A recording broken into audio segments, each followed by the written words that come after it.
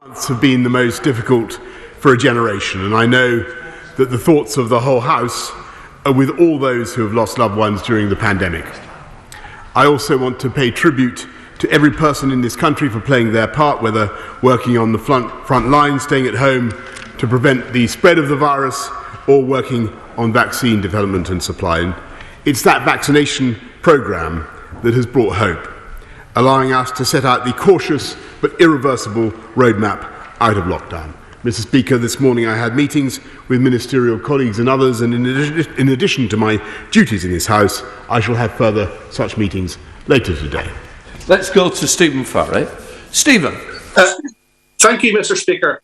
Many independent countries, from Switzerland to New Zealand, have bilateral veterinary agreements with the European Union and face lower non-tariff barriers than the UK, despite our very high standards.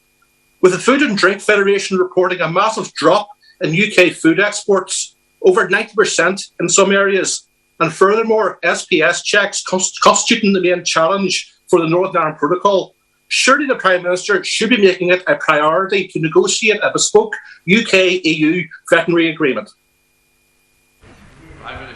Thank you very much, Mr. Speaker, and that's exactly why we put in the temporary and technical measures that we have to allow free trade to continue across the whole of the UK.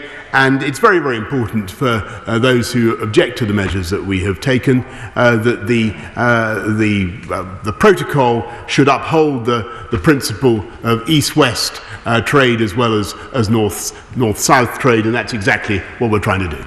Thank you, Mr. Speaker. In Sussex, by the end of this week, we will have delivered 1 million COVID jabs. Will my right honourable friend join me in paying tribute to the local vaccine heroes, in particular Adam Doyle and his leadership in Helsham, Charlotte Lack in Upfield, and Dr. Susie Padgham in Crowborough? And will the Prime Minister agree with me that the UK's success is built on the confidence that people have in the fantastic vaccine technology, and should and when our constituents get contacted for a vaccination, they should definitely take up the first available appointment? Well, I can certainly join her, my honourable friend, in paying tribute to Adam Doyle and Charlotte Luck and Dr. Susie Padgham for all their efforts, and she's completely right in what she says about the foundations of the UK's vaccine success. And I had my jab on Friday, Mr. Speaker. I know whether you've had yours, or you certainly have, but I know he has had his. I encourage everybody to get it. We now come to the Leader of the Opposition, the Right Honourable Keir Starmer.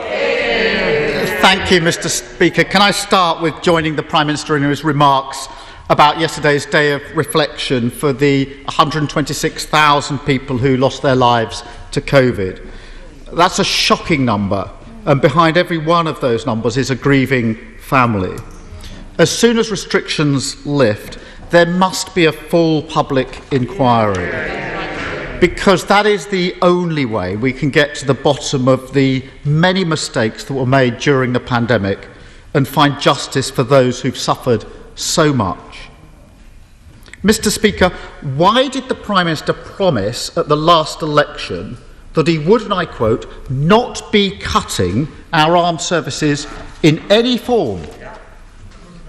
Mr. Speaker, that was because what we were going to do was actually increase spending on our armed services by the biggest amount since the Cold War, £24 billion, modernising our armed forces, keeping with no redundancies, Mr. Speaker, keeping our army at 100,000 if you include the reserves. And I must say, I take it slightly amiss from the right honourable gentleman when he stood on a manifesto to elect a man who wanted to pull this country out of NATO. Mr. Speaker. Keir Starmer. Mr. Speaker, he's fighting the last war, but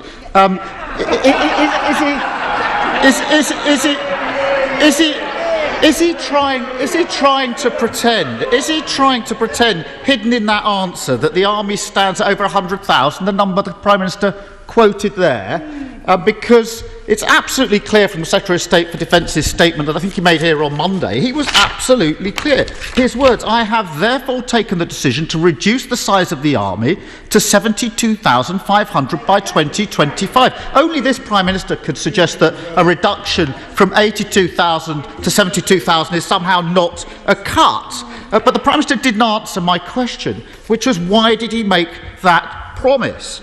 He said, before the last election, Prime Minister, all very well looking up, we will not be cutting our armed services in any form. What did he do this week? He cut the British Army by 10,000, he cut the number of tanks, he cut the number of planes for our RAF, and he cut the number of ships for the Royal Navy. I say he, the Prime Minister didn't have the courage actually to come to the House himself to say what he was doing. So let me ask the Prime Minister a simple question. Going back to that promise before the election, did he ever intend to keep his promise to our armed forces? Prime Minister. Mr. Speaker, not only did we keep our promise in the manifesto last night, we actually increased spending by 14% more than that manifesto commitment. And again, Mr. Speaker, I think it frankly satirical to be lectured about the size of the army when the shadow Foreign Secretary herself only recently wrote that the entire British Army should be turned into a kind of peace corps, Mr. Speaker. And when, as I say, the leader of the opposition stood on a manifesto to wanted to elect a leader who himself wanted to disband the armed services. This is a massive investment in our defences and in our future. And it's wonderful to hear the new spirit of jingo that seems to have enveloped some of the Labour benches. They don't like it Upham, Mr. Speaker. Keir Starmer. Let's try this for Upham, because the Prime Minister might want to avoid the promises he made, but I found an interview he gave during the general election campaign. Under the headline, here's the headline, "No troop cuts. Tories will maintain size of armed forces." It then goes on to quote the Prime Minister. Boris Johnson has promised that he will not make any new cuts to the armed forces. He also promised, might want to listen to this, Prime Minister, he also promised to maintain numbers at their current level, including the Army's 82,000. Now, I know the Prime Minister's got form for making up quotes, but can he tell us, does he think the newspapers have somehow misquoted him, or does he now remember making that promise? Prime Minister. Yes, Mr. Speaker, because there will be no redundancies in our armed forces, and I said to him, if you include reserves, we're even keeping the army at 100,000. But on top of that, Mr. Speaker, we're doing what is necessary to modernise our armed forces, taking them into the 21st century, building more frigates, Mr. Speaker, investing in cyber warfare, Mr. Speaker, doing all the difficult things that Labour shirked during their time in office, including, Mr. Speaker, modernising and upgrading our nuclear deterrent, which again, half the shadow front bench would like to remove, leaving Britain defenceless internationally. Keir Starmer. Mr. Speaker, I have every respect for our reservists, but the Prime Minister is just playing with the numbers. He knows very well that the numbers have been cut. The trouble is you just can't trust the Conservatives to protect our armed forces. Let's look. Mr. Speaker, let's look at their last manifestos. These are the manifestos that those opposites stood on. The 2015 manifesto. Order. I'm struggling to hear the Leader of the Opposition, and I will hear the Leader of the Opposition, so please, I want the same respect to the Prime Minister I respect for the Leader of the Opposition. Keir Starmer. Thank you, Mr. Speaker. The 2015 manifesto. We will maintain the size of the regular armed services. The 2017 manifesto. We will maintain the overall size of the armed forces. 2019, the Prime Minister. We will not be cutting our armed services in any form. But the truth is, since 2010, our armed forces have been cut by 45,000. And our army will now be cut to its lowest level in 300 years. Let me remind the Prime Minister and members opposite why this matters. Lord Richards, former Chief of Defence Staff, has warned that with an armed force of this size now, we almost certainly wouldn't be able to retake the Falklands or stop genocide. It says it's rubbish. That's Lord Richards, Prime Minister. After 10 years of Conservative government, is the Prime Minister not ashamed of that? Mr. Speaker, this Conservative government is massively proud of the investment that we've made in our armed forces, which, as I say, is the biggest uplift since the Cold War. And he should look at what the NATO Secretary-General had to say about our investment, which is absolutely vital for the future success of the alliance and indeed for the security of many other countries around the world. A £24 billion investment in the future combat air system and use Army Special Operations Ranger Regiment, £1.3 billion to upgrade the Challenger main battle tanks, massive investment in the Typhoon squadrons, and so on. We're investing in the future, Mr. Speaker, and yes, of course, we've had to take some tough decisions, but that's because we believe in our defences and we believe that they should be more than merely symbolic. And it's the Labour Party, Mr. Speaker, who are consistently, historically, hilarious to be lectured about the Falklands, Mr. Speaker, consistently weak on protecting this country, and you heard it. It was most visible last week, Mr. Speaker, during the debate on the integrated review, when it was plain that the shadow front bench couldn't even agree to maintain Britain's nuclear deterrent. Absolutely true, Mr. Speaker. Keir Starmer. Mr. Speaker, what's weaker than making a promise to our armed forces just before the election, then breaking it and not being prepared to admit it, not having the courage to admit it? And there's a pattern here, Mr. Speaker. He promised the NHS that they would have, quote, whatever they need. Now nurses are getting a pay cut. He promised a tax guarantee. Now he's putting taxes up for families. He promised he wouldn't cut the armed forces. Now he's done just that. So if the Prime Minister is so proud of what he's doing, so determined to push ahead, why doesn't he at least have the courage to put this cut in the armed forces to a vote in this House?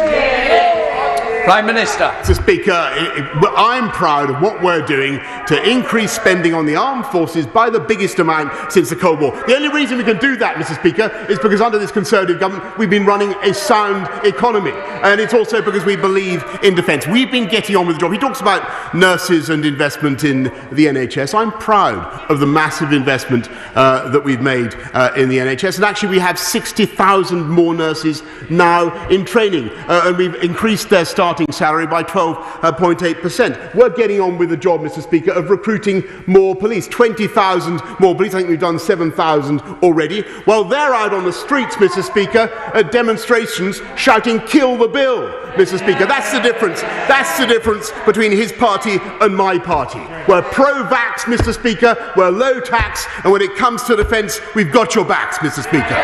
Can I just say, I genuinely mean this. I do not believe any member of Parliament would support that kill the bill. I've got to be very careful of what we say. I say we are all united in this House in the support and the protection that the police do offer us, and nobody would shy away from that. Keir Starmer. Thank you, Mr. Speaker. The question, Prime Minister, is why not have the courage to put it to a vote? That question, of course, was avoided, Mr. Speaker, like all of the questions. And we all know why he won't put it to a vote.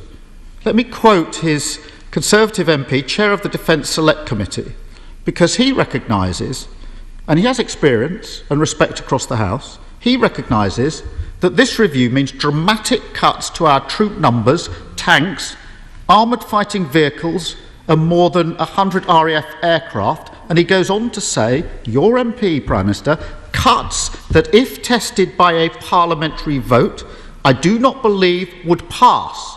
Not me, his own MPs. Mr. Speaker, can I say this?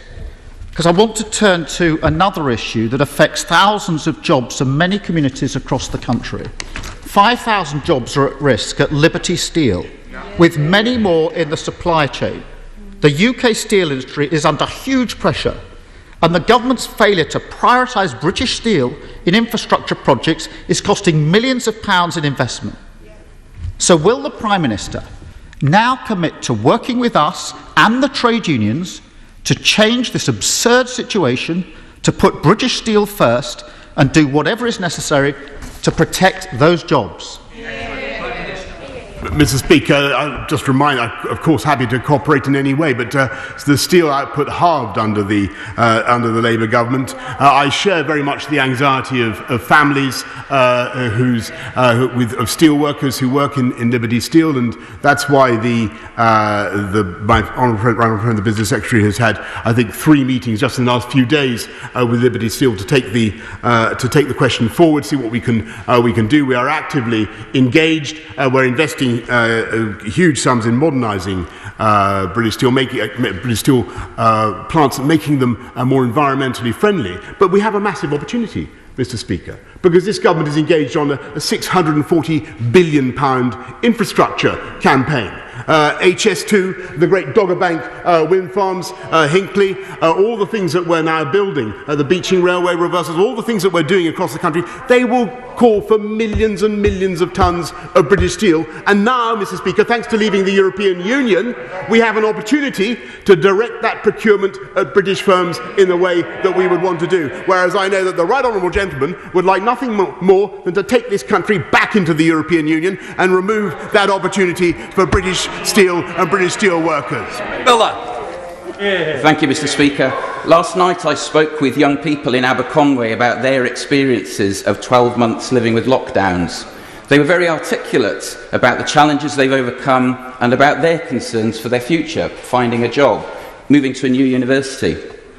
Does the Prime Minister have a message for Evie, Jonas, Saul and Lauren, who I spoke with, and other young people who are thinking about their future and a life after lockdown?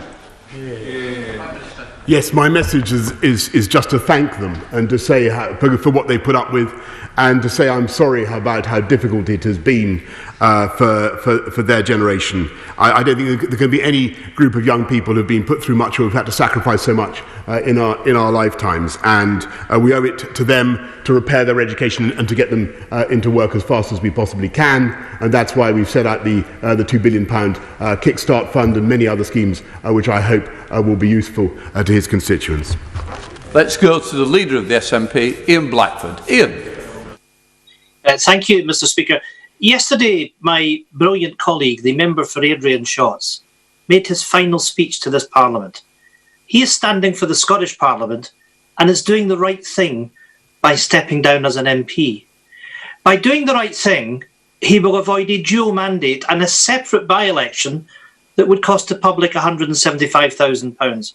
Mr. Speaker, the Scottish Tory leader is also seeking a place in the Scottish Parliament, but is refusing to step down as an MP. So, as his boss, will the Prime Minister order the member for Moray to resign his seat, avoid a dual mandate, and save the taxpayer £175,000? Or are dual mandates one more Tory policy where they think greed is good?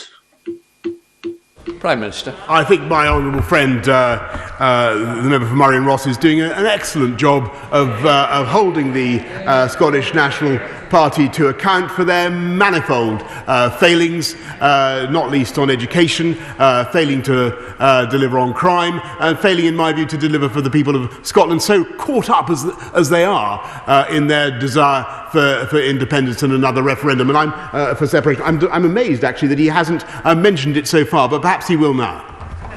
Let's go back to Ian Blackford. Ian. Simply yet again a Prime Minister failing to answer a question, and that charge that greed is good in the Tory policies. Mr. Speaker, we know that Tory leaders in Scotland have a habit of dodging democracy. Baroness Davison is fleeing the House of Lords, and the current Tory leader is too feared to stand in a constituency. No wonder this morning's Daily Record declared that the Scottish Tories have exposed themselves as shameless, as nasty, and just plain daft. They are led by a man so devoid of imagination that when asked what he would do if he was Prime Minister for a day, he replied, "I would like to see tougher enforcement against gypsy travellers."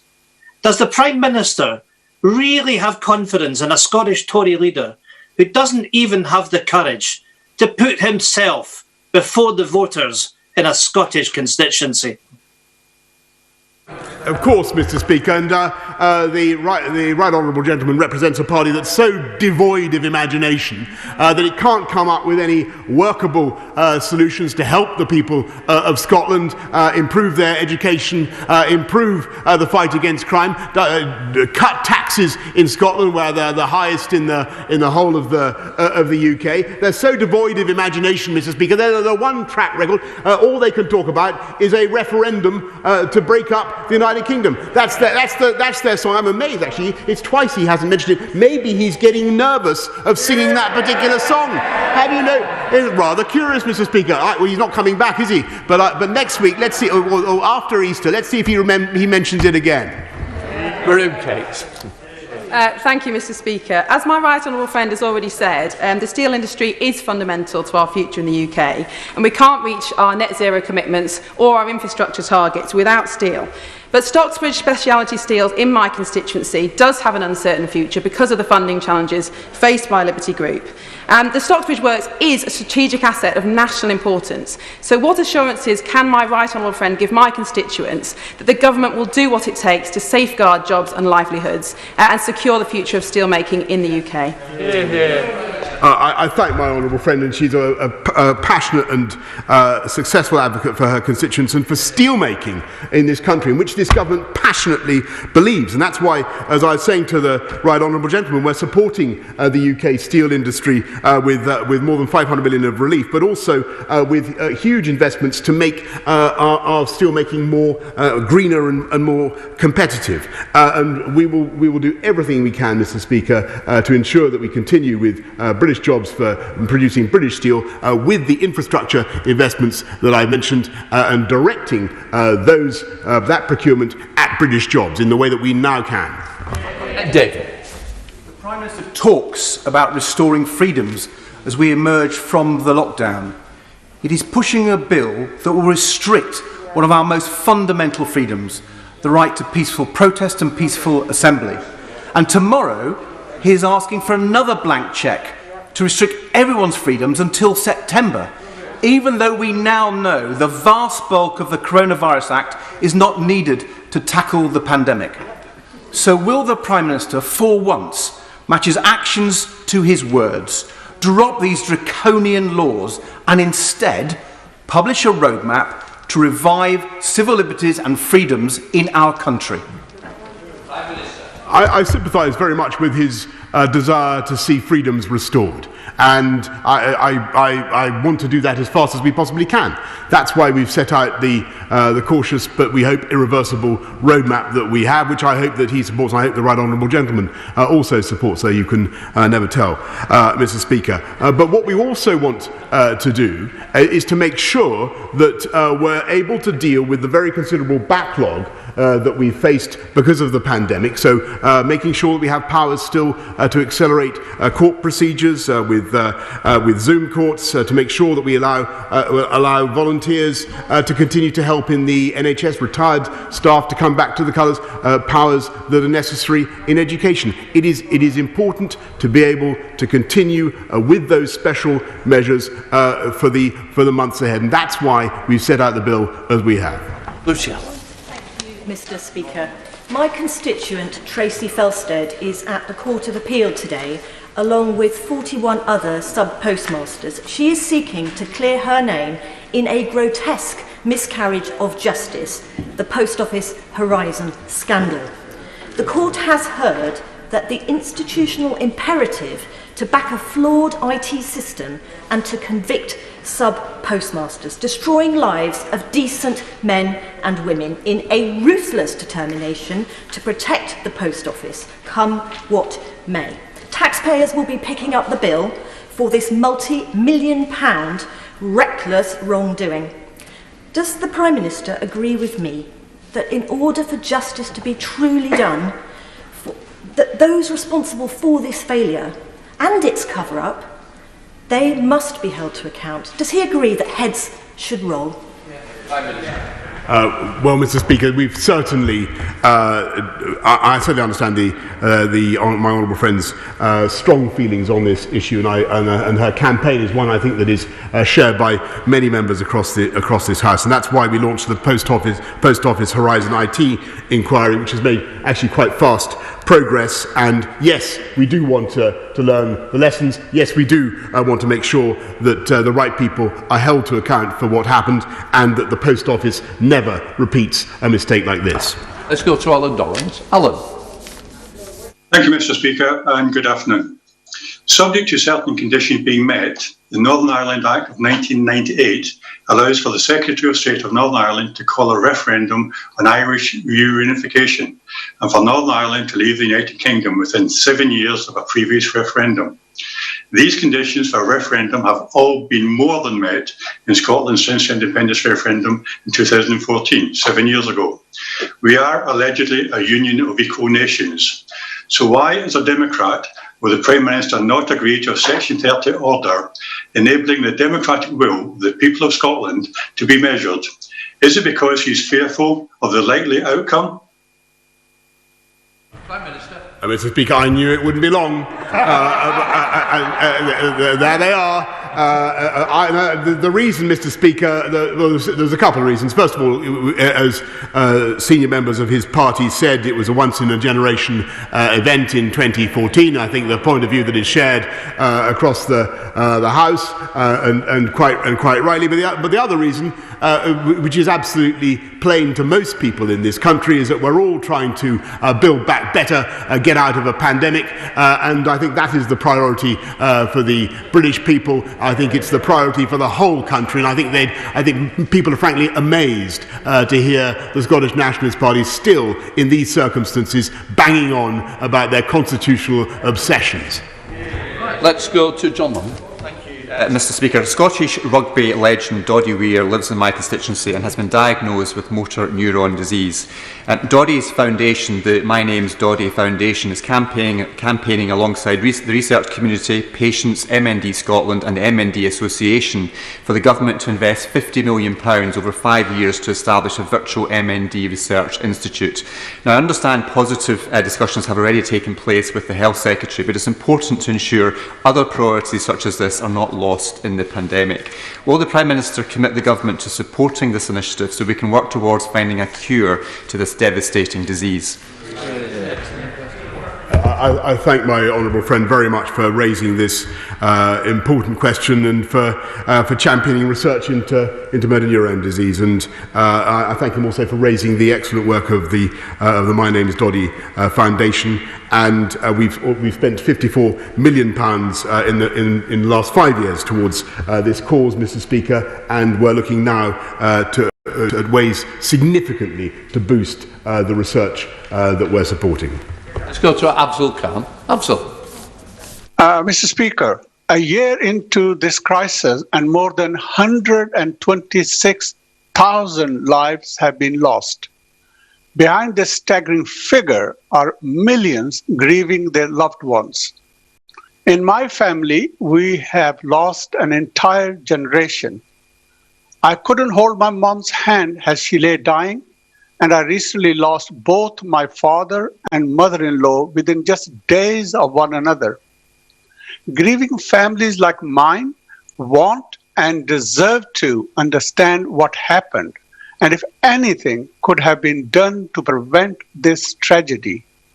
So will the Prime Minister today commit to launching a full public inquiry into the handling of the pandemic as soon as current restrictions are lifted? Mr. Speaker, I want to say to the honourable gentleman that I know that the whole House shares my sympathies and my sorrow for your loss, for his loss. And we sympathise also with his entire family, Mr. Speaker. And I know that his experience is one, as he rightly says, that has been shared by far too many families up and down the country. And that is why we are, of course, committed as soon as it's right to do so, as soon as it wouldn't be an irresponsible diversion of the energies of the key officials involved. We are of course committed to an inquiry, to learn the lessons, to make sure that something like this can never happen again. Can I just try and push us through to get through the list? Andrew Jones. Thank you, Mr. Speaker. On the 3rd of May, Wembley is scheduled to host the finals of the FA Vase and FA Trophy. Not from this season, but delayed a year from the last one. But that date means that no fans can go, even though a trip to Wembley to follow their team is like a holy grail, especially for the smaller clubs. The MPs for the clubs involved, that's the members for North West Durham, Jarrow, Castle Point and myself, have raised this with the FA. Will the Prime Minister join us in encouraging those scheduling the matches to do all they can to move the date so that fans can attend? I hope very much, Mr. Speaker, that the Football Association will have listened carefully to what my honourable friend has to say, and they do what they can. And I look forward to May the 17th, when spectators, according to the roadmap, may return. Ronnie Cowell. Much, Mr. Speaker. 17 months ago, Prime Minister, I stood in this place and asked you what you were going to do to get medical cannabis to children suffering from rare forms of epilepsy. And you said to me you recognised their desperate difficulties and that you would take it up personally with me. Their difficulties are still desperate and you've not taken this up personally with me. In the interim, we've developed new medicines, distributed them around the country, given to people who need them free of charge. Why are discriminating against these children? What are they? Are they worth less than the general public? And will the Prime Minister move to make medical cannabis available to children with epilepsy? And if you could please, Prime Minister, take this up with me personally, 5 minutes of your time today could go a long, long way. Well, I'm very happy to do whatever we can to meet with the honourable gentleman and take the matter forward. But the Dutch government, I'm told, has confirmed they will allow the continued supply of Bedrocan oil against UK prescriptions until at least the summer until July, as he rightly says. And my right honourable friend, the Health Secretary, is working to find a permanent solution. I have no doubt that he'll be very happy to meet with the honourable gentleman. Let's go to Derek Thomas. Derek. Thank you, Mr. Speaker. Given the past 12 months, I, like many others, would not want the job of Prime Minister, even for all the tea in China. However, the job does give opportunities to directly improve the lives of people who are very, very sick. March is Brain Tumour Awareness Month, and over 100,000 people have signed a brain tumour research petition calling for the government to match brain tumour research funding with other devastating cancers. And we know through COVID that properly funded research really can bring improved care, treatment and a cure. Will my friend, the Prime Minister, meet with me to receive the petition when it is safe to do so?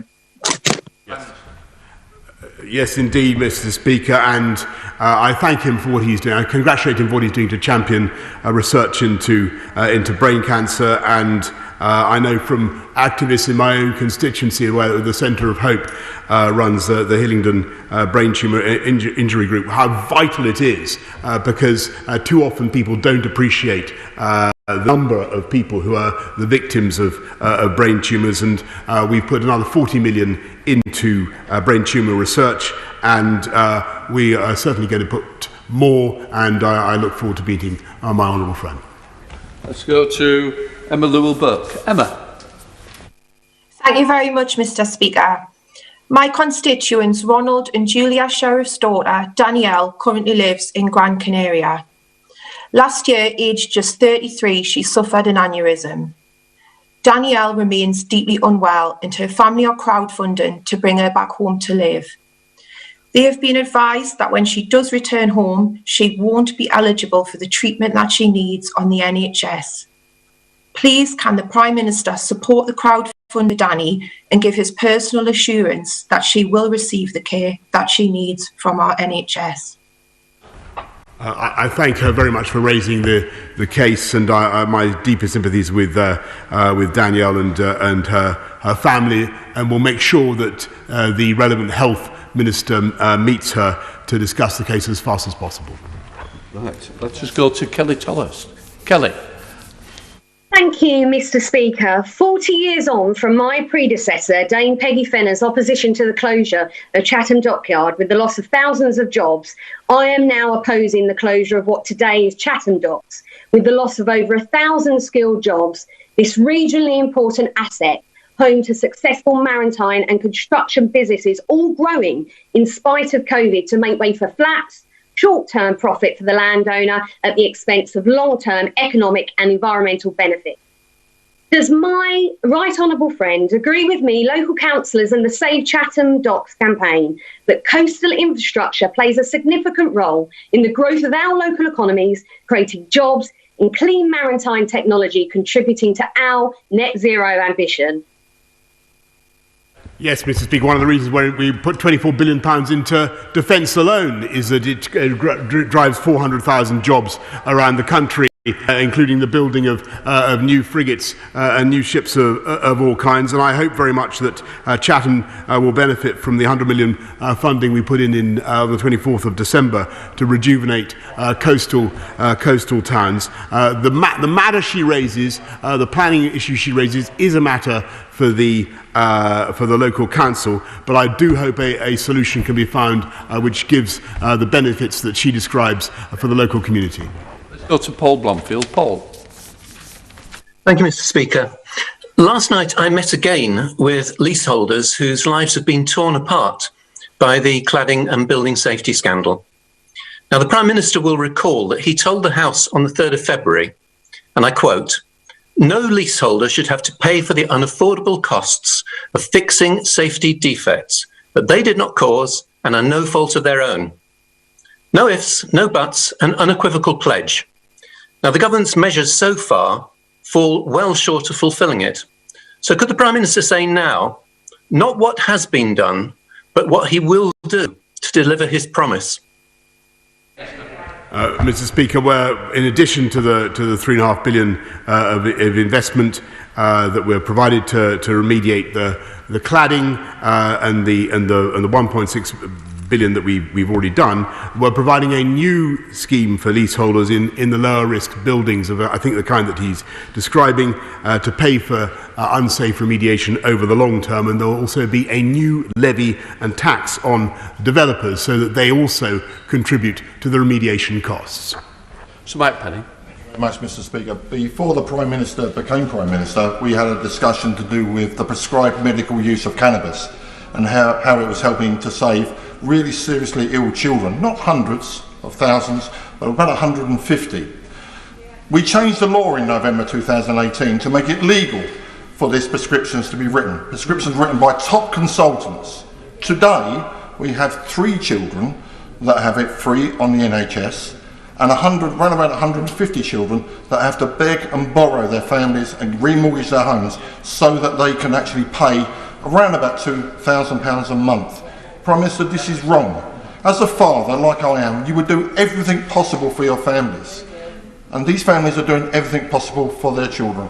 Can we have a follow-up meeting to the one in 2018 where I will bring one of the mothers who actually gets it free, not to stop her getting it free, but to explain to the Prime Minister how wrong this is, that children's lives are going to be lost if we have to go through the process that the NHS is proposing. Prime Minister. Well, Mr. Speaker, it's the second time I've asked. I thank my right honourable friend very much, and he's right to raise it, and we will make sure that we have a proper meeting with the Department of Health so that we can resolve the issue of how to make sure that the Bedrocan or the cannabis-based products that are coming from Holland, that supply can be made secure and can continue.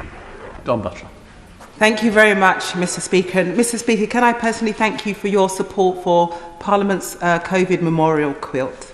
Prime Minister, after PMQs, I will be presenting my cross-party private members' bill, the Coronavirus No. 2 bill, to Parliament. It's based on scientific advice, sage guidance and lessons learned.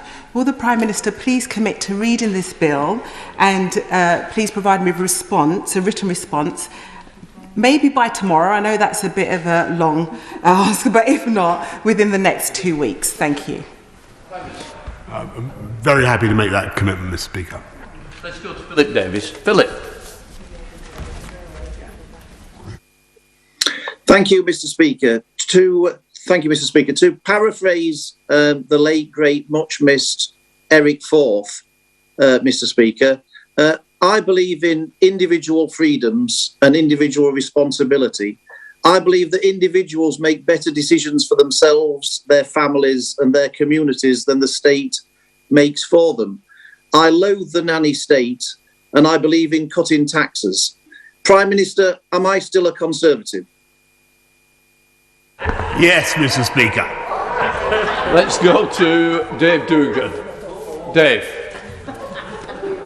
Mr. Speaker, we learned today, unfortunately from the media rather than a minister, that the Treasury has informed the Veterans Office that their budget is to be cut by 40% from 5 million to 3 million. Now, this cannot be right, Mr. Speaker, as just yesterday, Graham Day, the SNP Scottish Government's Veterans Minister, announced a further £1 million to support Scottish veterans alone. These disparate positions are irreconcilable. This is a tale of two governments. So will the Prime Minister follow the SNP's lead and assure the House today that he will not allow this cut to UK funding for veterans?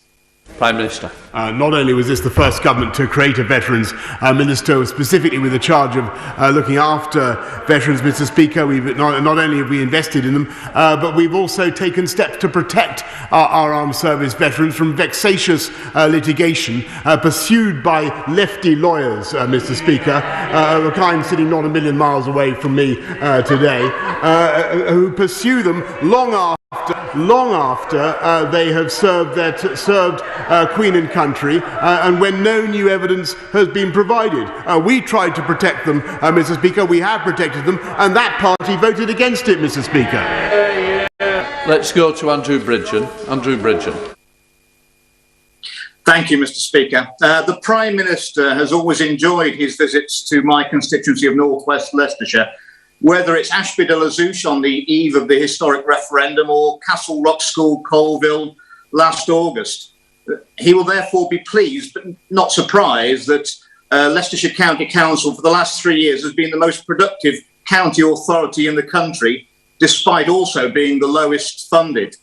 Can my right honourable friend assure all the residents of Leicestershire that our Conservative-controlled County Council will imminently benefit from fairer funding and the government's levelling up agenda so that it can continue to deliver excellent public services?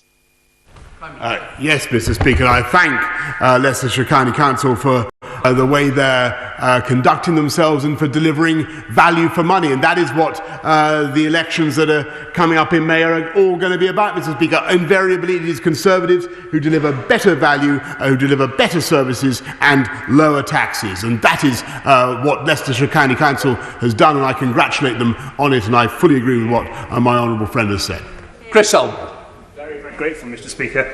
The government has said that the Community Renewal Fund is a fantastic opportunity for Wales, yet Bridgend County is not listed as a priority place for the fund.